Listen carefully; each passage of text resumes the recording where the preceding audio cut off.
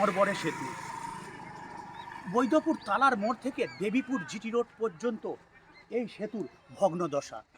একটা যে কোনো মোটর ভ্যান গেলে সেতু দোলে। এই নরবরে সেতু দিয়েই পার হয় ছাত্রছাত্রী থেকে রুগী সকলে। ব্রিজটা আমাদের যেতে অসুবিধা হয়, ওখানটা ভেঙে গেছে, কোনো সময় মানে পড়ে যাওয়ার ভয় আছে ওখানটা। সেতুটা আর কি ভাঙার মানে কি বড় মানে কি গাড়ি কোনো যাওয়া আসা করতে পারবে না। আমরা যখন স্কুল যাই তখন এখানে যখন এক গাদা সাইকেল বা কোনো গাড়ি যদি ঢুকে যায় এই দিক থেকে যদি চলে আসে ওই দিক থেকে আমরা আসতে পারি না। দীর্ঘদিন ধরে প্রায় বিগত 2 বছর ধরেই দেখছি এরকম। একবার তো গার্ডওয়াল দিয়ে বন্ধও করলো, কিন্তু তারপরে শুনছি যে স্যাংশন হয়েছে। কোনো রকম কিছু তো উদ্যোগ কিছু দেখছি না।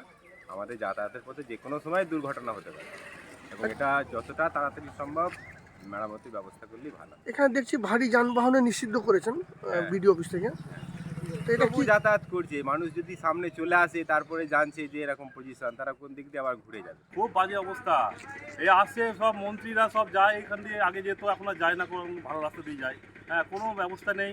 দুদিন ছাড়া ছাড়া সব গাড়ি করে আসে, ম্যাডামরা আসে, ভালো ভালো ড্রেস করে আমরা দেখে যাই। কী হয় কিছু বুঝতে পারি না। আসে দেখে যায় চলে যায়, আমরাও দেখি। এই রাস্তাতে কি মাধ্যমিক পরীক্ষা দিতে যায়? হ্যাঁ, মাধ্যমিক পরীক্ষাতে একমাত্র রাস্তা এটা, 3টে গ্রামের একমাত্র রাস্তা এটা।